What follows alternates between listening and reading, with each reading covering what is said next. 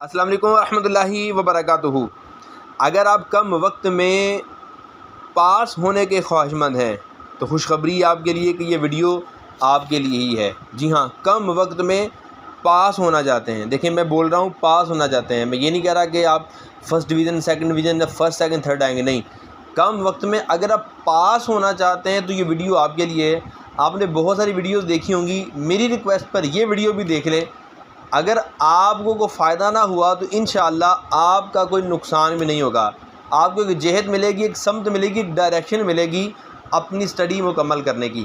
अभी एफ़ए के इम्तिहानात जारी हैं और फ़ॉर्चुनेटली मैं भी इसी का एक पार्ट हूँ और मैं भी अपनी एफ़ए की तैयारी कर रहा हूँ। कुछ उस्तादों से टिप्स एंड ट्रिक्स सीखे थे, वो मैं आपके साथ एज ए फ्रेंड शेयर कर रहा हूँ। देखिए, मैंने अर्ज़ की कि जहाँ आप इतनी वीडियो देखें ये भी देख लें, फ़ायदा हो ना हो नुकसान आपका कोई नहीं होगा। लेकिन अगर आप वाकई पास होना चाहते हैं तो फिर आपको ज़रूर बिल ज़रूर इस वीडियो से फ़ायदा होगा, ये मेरा आपसे वादा है। क्योंकि अगर आप पास होना चाहते हैं तो फिर आप पास हो जाएंगे, लेकिन अगर आप टाइम पास करना चाहते हैं तो फिर तो इसका कोई भी हल नहीं है कि आप किसी भी सूरत पास हो जाएं।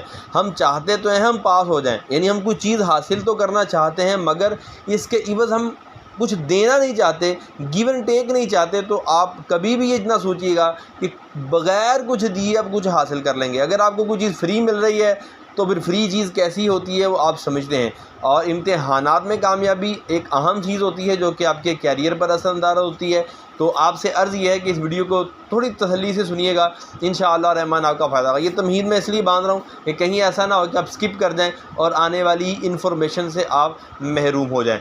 कम वक्त में पास होने का तरीका, ये मेरे पास टिप्स हैं जो कि पिछले 5 साल के आने वाले एग्ज़ाम्स के पेपर्स हैं। जी हाँ, पेपर्स जो पिछले 5 साल के बोर्ड ने जारी किए हुए होते हैं, उनके सवालात प्लस उनके जवाबात भी यहाँ पर इंक्लूड हैं। मतलब ये 2016 का एक पेपर है जिसके MCQs यहाँ आपको नज़र आ रहे होंगे, और फिर ये शॉर्ट क्वेश्चन हैं जिसमें पहला ग्रुप है, इसी तरह 2016 का दूसरा ग्रुप भी अगले चैप्टर में आपको मिलेगा। तो इनके ये शॉर्ट क्वेश्चन हैं और इन्हीं के ये आंसर हैं। मैंने 9th 10th और 11th इन्हीं टिप्स से अल्हम्दुलिल्लाह तैयारी करके ना सिर्फ पास किया बल्कि अच्छे नंबरों से पास किया है। एक और चीज़ मैं आपके साथ शेयर करना चाहूँ वो ये कि ऐसा हरगिज़ और बिल्कुल भी नहीं है कि आप इंग्लिश की इससे तैयारी करें या मैथमेटिक्स की तैयारी करें और आप पास हो जाएं। उसके लिए आपको यकीनन एक अच्छे उस्ताद की और अच्छे टीचर की आपको ज़रूरत पड़ेगी जो आपको मैथ और इंग्लिश समझा सके। क्योंकि इंग्लिश की बात करें तो हमारी मदर टंग नहीं है, हमारी मादरी ज़ुबान नहीं है, तो उसको समझना आप समझते हैं कि आसान नहीं है। और रही मैथमेटिक्स, वो तो फिर बात ही कुछ हो रहा है। तो उसके लिए आप किसी अच्छे ट्यूटर की ज़रूर खिदमात लें ताकि आप कम वक्त में पास हो जाएँ। मैं आपको मैथ और इंग्लिश के अलावा बाकी जितने भी पेपर्स हैं जिनको आप पढ़ सकते हैं खुद से, जिनको आप समझ सकते हैं खुद से, उनमें पास होने का तरीका आपके साथ शेयर करूंगा। तरीका बड़ा आसान है, आपका थोड़ा सा वक्त चाहिए होगा और आप कम वक्त में तैयारी कर लेंगे। आपको शायद यकीन ना आए, लेकिन मेरे सामने ये इस्लामियत की किताब इसकी तैयारी कर रहा हूँ। अल्हम्दुलिल्लाह सिर्फ 2 दिन की तैयारी से, इस टिप से सिर्फ 2 दिन की तैयारी से पेपर 50 to 70% आप जो है वो गेन कर सकते हैं। 50 to 70% पास हो जाएंगे, जबकि पास होने के लिए 33% हमें नंबर चाहिए होते हैं। तो 50 नंबर भी अगर 2 दिन की तैयारी से आ जाएँ तो आई थिंक इट्स इनफ। तो चलें शुरू करते हैं अपनी वीडियो, इस उम्मीद से कि इस वीडियो से हो आपका फ़ायदा, क्योंकि इस चैनल का नाम भी है आपका फ़ायदा। अच्छा जी, लिख लीजिएगा भले, ताकि आपको स्टेप बाय स्टेप इसको समझने में आसानी हो। और लिखेंगे नहीं तो खाली सुनकर आप बहुत सारी चीज़ें भूल जाएंगे। बहुत सारे लोग MCQs से स्टार्ट करते हैं, तो कभी भी MCQ से स्टार्ट ना करें, क्योंकि MCQs इन्हीं सवालों का जुज़ होते हैं जो आगे हम पढ़ने की तरफ जा रहे हैं। अगर आपने मेरे इस तरीके को फॉलो कर लिया तो, जो कि मेरा पर्सनली ये यूज़ शुदा है, तो अल्लाह ने चाहा आपको ज़रूर फ़ायदा होगा। मुझे फ़ायदा हुआ तो मैंने कहा चलिए ये वीडियो बना दूं ताकि शायद इस YouTube की मदद से किसी का कभी ज़िंदगी में कोई फ़ायदा हो सके। अच्छा जी, तो बात कर रहे थे कि तैयारी की। अब मिसाल के तौर पर आज 26 तारीख है और 29 जून को 2 दिन बाद इसका पेपर है। इसका पेपर हो या किसी का भी पेपर हो, इसकी तैयारी का बड़ा आसान तरीका, सबसे पहले आप लॉन्ग क्वेश्चन पढ़िए। सबसे पहले लॉन्ग क्वेश्चन पढ़िए। अच्छा, इत्तिफाक से इसके शॉर्ट क्वेश्चन तो हैं, लॉन्ग क्वेश्चन नहीं है। इसमें उन्होंने कुरान पाक की कुछ आयात और इसके अलावा अहादीस मुबारक दी हुई हैं। खैर, जहाँ पर लॉन्ग क्वेश्चन होते हैं, जैसे अगर आप इस्लामियत अपना मुताला पाकिस्तान की बात करें या जनरल साइंस की बात करें या एजुकेशन की बात करें, जो भी, उसमें आखिर में लॉन्ग क्वेश्चन, उनको सिर्फ पढ़ना है। पढ़ना क्यों है? पढ़ना इसलिए ताकि आपको पता चल सके कि इस किताब में लिखा क्या हुआ है।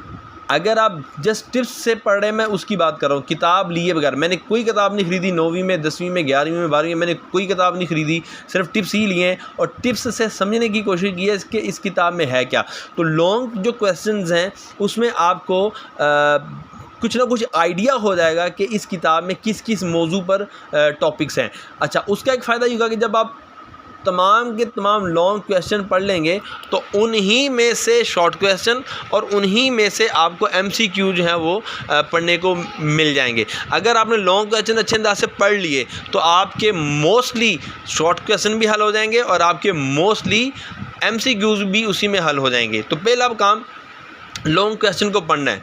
अच्छा, अगली बात, उसके बाद आपने शॉर्ट क्वेश्चन को पढ़ना है। अल्लाह अकबर, ये बड़ा एक अहम आपके साथ में शेयर करने लगा हूँ। शॉर्ट क्वेश्चन को पढ़ना है। पढ़ना कैसे, आइए मैं आपको बताता हूँ। देखिए, जब भी आप किसी पेपर को लेते हैं तो उसमें हिस्सा अव्वल ज़रूर होता है जिसमें कोई से भी 6 सवाल हल करने होते हैं, 6, और उसके बाद एक और पार्ट होता है जिसमें 6 सवाल हल करने होते हैं, और इसके बाद एक तीसरा पार्ट होता है जिसमें आपने 8 सवाल हल करने होते हैं। यानी ये टोटल 3 पार्ट हैं जो कि हमने हल करने हैं। ये शॉर्ट क्वेश्चन की बात हो रही है। अच्छा, ये क्यों कह रहा हूँ आपको, इसका मकसद ये होता है। अच्छा, ये बड़ी एक अहम चीज़ है कि अगर आप इसको कंटिन्यूसली सारा ही पढ़ लेंगे सीक्वेंस वाइज तो भी दुरुस्त नहीं होगा। आपने करना ये कि इस पहले वाले पार्ट को, जिसमें ये हमने 6 सवाल हल करने और टोटल ये 9 हैं, तो इसका पहला पेपर जैसे 2016 का, इसको आप रीड करेंगे। पहले आप रीड करेंगे, ओके हो गया। उसके बाद आप 2016 का जो दूसरा चैप्टर है, ये देखिए, इसमें भी आप शॉर्ट क्वेश्चन पहले 9 वाले, जी हाँ, पहले पार्ट वाला, इसमें आप उन्हीं को दोबारा से रीड करेंगे। इसका मकसद और फ़ायदा ये है कि ये एक ही फैमिली से बिलोंग करते हैं। ये सारे पहले जो 9 सवाल हैं ये एक ही फैमिली से बिलोंग करते हैं। तो आप जब शुरू से लेकर आखिर तक सारे टिप्स की तैयारी पढ़ने के साथ कर लेंगे तो आपको क्या होगा, फ़ायदा ये होगा कि आपको यही क्वेश्चन जो है ना वो अगले 6 में मिल जाएंगे। जैसे मिसाल के तौर पर यहाँ सलातुल जर्स का नाम आया है, यहाँ अल्लाह को भला करे, रूहुल कुदुस, ईमान बिल गैब। अब देखिएगा, अब जब आपने इसको पढ़ लिया, पहले 6 की मैं बात कर रहा हूँ, जब आप गए 2017 में, तो अब आपको इसमें भी ये देखें ईमान बिल गैब, ये देखें पहले भी था, यहाँ भी ईमान बिल गैब आ गया। तो इससे फ़ायदा ये होगा कि आपको ज़्यादा प्रॉब्लम नहीं होगी, बल्कि खुशी होगी, यार ये तो वही सवाल है जो रिपीट हो रहे हैं। अच्छा, अब मैंने एक ही पहला 2016 का देखा, 2017 में ये सवाल रिपीट हो गया। इसी तरह जब आप 2018 में जाएंगे तो आपको 2016, 2017 में आए हुए सवालात वो आपको रिपीट किए हुए मिल जाएंगे। जैसे देखें, सलातुल जर्स आ गया, अब 2016 में था, ये 2017 में नहीं आया, 2017 के पहले ग्रुप में नहीं आया, 2017 के दूसरे ग्रुप में आ गया। अब इससे आपको क्या होगा, ये माइनस हो गया क्योंकि आप इसको पढ़ चुके हैं। इसी तरह वो सवालात जो आप पहले पार्ट में पढ़ चुके हैं, इसमें आप नहीं पढ़ेंगे, ठीक हो गया। अब आपने क्या करना है, इन 6 के 6 सवालात को आपने हर पेपर के 6 के 6 सवालात, 9 के 9 सवालात को एक दफ़ा पढ़ना है। अब दूसरा काम शुरू ये होता है कि पढ़ने के बाद जो अहम काम है वो ये है कुछ समझना है। ये याद रखिएगा, अगर आप कहेंगे कि मैं इसका रट्टा लगा लूँ, मैं इसको जो है ना वो बार बार पढ़ के इसको याद कर लूँ, तो ये पॉसिबल नहीं है, क्योंकि आपने कम वक्त में तैयारी करनी। तो कम वक्त में याद तो नहीं हो सकेगा, रट्टा भी नहीं लग सकेगा। एक काम हो सकता है, जस्ट एक काम, वो है कि आप इसको समझ लें। जैसे मिसाल के तौर पर इसकी ही मिसाल लेते हैं, सलसलातुल जर्स। अब देखिए क्या है, इसको रट्टा मारेंगे या वर्ड टू वर्ड, लफ्ज़ टू लफ्ज़ याद करने की कोशिश करेंगे तो यकीन मानिए नहीं होगा। तो समझना है कि सलसलातुल जर्स क्या है। इससे मुराद घंटी की आवाज़ कि सूरत में नबी करीम अलैहिस्सलाम पर वही का नाजिल होना। अब देखिए प्यारे आका अलैहिस्सलाम में वही नाजिल होती थी जी, होती थी, जाहिर बात है वही के ज़रिए कुरान पाक आया। तो अब जब वही नाजिल होती थी तो वही नाजिल होने से पहले क्या होता था, एक घंटी की सी आवाज़ आती थी जिससे पता चलता था कि वही नाजिल होने वाली। जैसे स्कूल में हम जाते हैं तो छुट्टी की या स्कूल लगने की घंटी बजती है तो एक साइन होता है, एक इशारा होता है कि यार ये काम होने लगा है। तो जब आप इसको इस अंदाज से किसी के साथ अलाइन कर देंगे, किसी चीज़ के साथ इस चीज़ को जोड़ देंगे कि हाँ यार घंटी तो स्कूल में भी बजती है, घंटी तो फलां जगह भी बजती है, अच्छा यहाँ पर भी ऐसा था, तो अब बिल्कुल ईजी हो जाएगा सलसलतुल जर्स को याद रखने के इस काम को। तो आपने 9 के 9 सवाल को पढ़ना है। उसके बाद आपने एक पेंसिल लेनी है और पेंसिल लेने के बाद आपने कर्म ये फरमाना है कि आपने उसको लिख लेना है। जैसे मिसाल के तौर पर मैं बात करूँ, अपनी तैयारी की तो ये देखिएगा, मैंने ना सिर्फ इसको पहले पढ़ा है कि पहली वही में कुल कितनी आयत थी, इसका तर्जमा लिखिए, मैंने इसको पहले पढ़ा है, फिर मैंने उसको अपने अल्फाज में लिख लिया कि पहली वही में 5 आयत थी, या जो इकरा थी वो मुझे पता था कि आप पढ़िए अपने, ये मुझे याद है इसलिए मैंने नहीं लिखा। इसलिए यहाँ देखिए सूरत का लुग़वी माना क्या, मैंने इसको पहले पढ़ा कि अच्छा इसका माना ये है, उसके बाद मैंने इसको जस्ट लिख लिया। सूरत का लुग़वी माना ये है, कुरान की अलग अलग और मुस्तकिल सूरत को जो भी है बहरहाल, अब मैंने इसको लिख लिया। अच्छा अब जो सवाल रिपीट हुए उसको नहीं लिखा, क्योंकि मैं इसको पहले लिख चुका हूँ, अगर ये सवाल दोबारा भी कहीं है तो इसको नहीं लिखूँगा, लिहाजा ये पूरे का पूरा मेरा जो तैयारी समझ लें। अब क्या हुआ, मैंने सबसे पहले तो इसको पढ़ा, उसके बाद इसको समझा, उसके बाद इसको लिखा। अब ये देखो 3 मेथड हो गए जो कि अल्लाह की रहमत से आपकी याद दहानी के लिए काफ़ी होगा।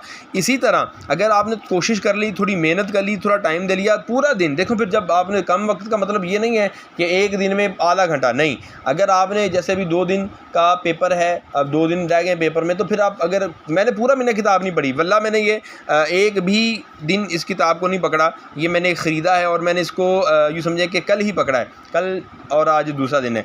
तो अब पकड़ने के साथ अब इसी के अल्लाह की रहमत से इसी तरह तैयारी हो जानी और यही सवाल आ जाने। आज सारे नहीं आएंगे, मैंने कहा 50 से 70% इसमें आ गए तो अपना क्या जाता है यार, पास ही होना है ना, तो पास हो जाएंगे। तो इसी तरह आपने क्या करना है कि पहला चैप्टर क्लोज़ करने के बाद फिर आपने दूसरे चैप्टर की तरफ आना है। इसके भी सबसे पहले आपने ये सवाल पढ़ने हैं, ठीक है, उसके बाद आपने समझने हैं, यही 6 आगे, ये जो आगे 8 सवाल हैं इनको नहीं छेड़ना आपने इन्हीं को पढ़ना है। इसी तरह हर पेपर के पढ़ने के बाद वही उसको समझना है, समझने के बाद उसको लिखना है। फिर आना है थर्ड चैप्टर पे 8 सवाल हैं, इसमें आपने 12 में से 8 करने, तो ये 12 के 12 आपने 1 टाइम पढ़ने हैं। पढ़ने के बाद फिर आपने उसको समझना है, समझने के बाद फिर आपने इसको लिखना है। अच्छा, इसमें लिखने में एक और आपने जो अहम काम करना है वो ये है, काम ये है कि जैसे मैंने ये सवाल मैंने आपको दिखाया, अब यहाँ पर देखें तो तर्जुमा कीजिए। जितने पहले पार्ट में तर्जुमा करने वाले आए थे वो मैंने अलग से लिख लिए कि ये आयत है या ये अरबी इबारत है और उसका ये तर्जुमा है, ये अरबी। अब इससे क्या होगा कि ये एक पार्ट बन गया जो कि आपके माइंड में पार्ट बनेगा। अगर इसको मिक्स कर देंगे तो शायद ये प्रॉब्लम करेगा।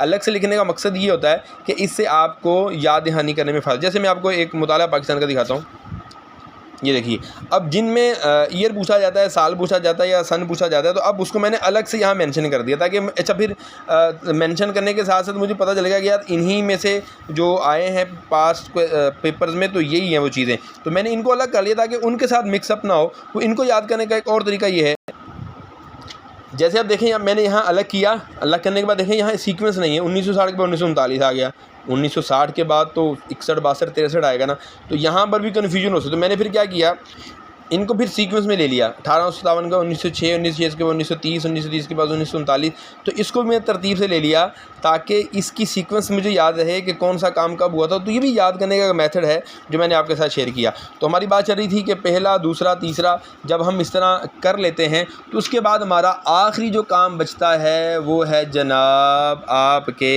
MCQ। जी हाँ, और ख़ुशी की बात यह है कि जब आप लॉन्ग क्वेश्चन, शॉर्ट क्वेश्चन तीनों पार्ट पढ़ चुके होंगे तो अल्लाह की रहमत से आपको ये याद करने की ज़रूरत ही नहीं पड़ेगी। जैसे पहला ही है, इबलीस ने आदम को सजदा करने से इनकार किया जिसकी वजह थी।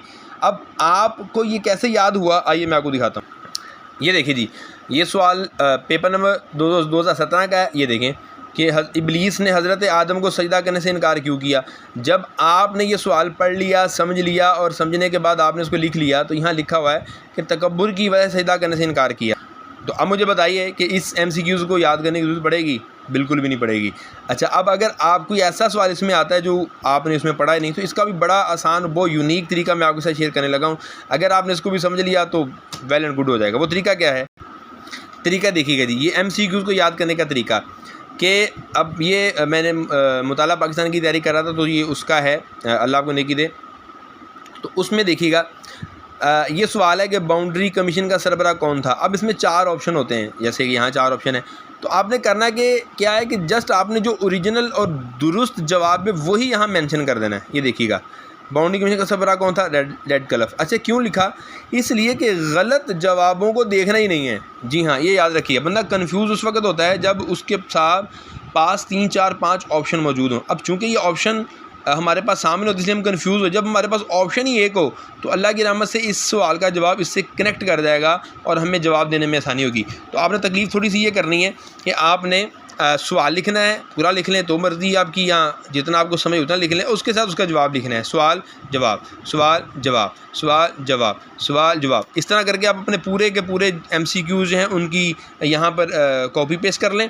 जो आपको आते हैं उनको लिखने की ज़रूरत नहीं है। जैसे भी हमने पहले MCQs का कहा कि तकब्बुर की वजह से सजदा नहीं किया, तो इससे क्या होगा कि आपकी ज़बरदस्त तैयारी हो जाएगी। अच्छा, ये भी बता दूँ कि इसमें MCQs 20 है ना, तो आपके पूरे के पूरे जो MCQs हैं जो मेरा दिया वो 5 से 6 रिपीट होंगे। 5 से 6, ज़्यादा नहीं होंगे। ये जितने भी आप याद कर लें 5 से 6 रिपीट होंगे। अगर आप टिप्स की बात करें तो देखें, मैंने कहा पास होना है, तो अगर आपके 20 में से 5 MCQs भी हो जाते हैं, मैं नहीं कहता कि 10 हो जाएंगे, 20 हो जाएंगे, 100 हो जाएगा, नहीं, 5 में से 10, 20 में से 5 भी हो गए और आपने शॉर्ट क्वेश्चन में 4 भी कर लिए, तो आपके 12 12 24 25। अगर आप लॉन्ग क्वेश्चन एक अटैम्प्ट करें तो आपके 35 नंबर बड़े आराम से आ जाएंगे। तो 35 नंबर वाला भी तो पास होता है ना यार। तो कम से कम की बात कर रहा हूँ मैं, ज़्यादा की तो बात ही नहीं कर रहा। अगर आपने इसको 2 दिन नहीं तो 1 हफ़्ता दे दिया, फिर तो ये आपको ऐसे अजबर हो जाएंगे, ऐसे याद हो जाएंगे कि क्या बात है। पर एक छोटी सी कावी थी जो मैंने आपके साथ शेयर की। इस मेरी नीयत ये थी कि मेरी ये जो थिंकिंग है या मेरा जो तजर्बा है, मेरी ये जो वर्किंग है, ये कहीं ना कहीं महफूज हो जाए। यूट्यूब एक अच्छा प्लेटफार्म है। अगर आपको ये वीडियो पसंद आए तो मुझे बताइएगा, मैं और भी अभी इसका कैमरा रिजल्ट भी आपको ठीक नहीं लग रहा होगा और मैं अब हाथ में पकड़ के मोबाइल वीडियो बनाओ, शायद ये भी अच्छा ना हो। पर अगर मेरी बातें अच्छी लगी तो प्लीज़ इसको ज़रूर आप लाइक कीजिएगा और मुझे बताइएगा कमेंट्स में कि मज़ीद इस तरह की और वीडियो बनानी जाए तो कैसा रहेगा। अपना बहुत सारा ख्याल रखिएगा। अल्लाह हाफ़िज़।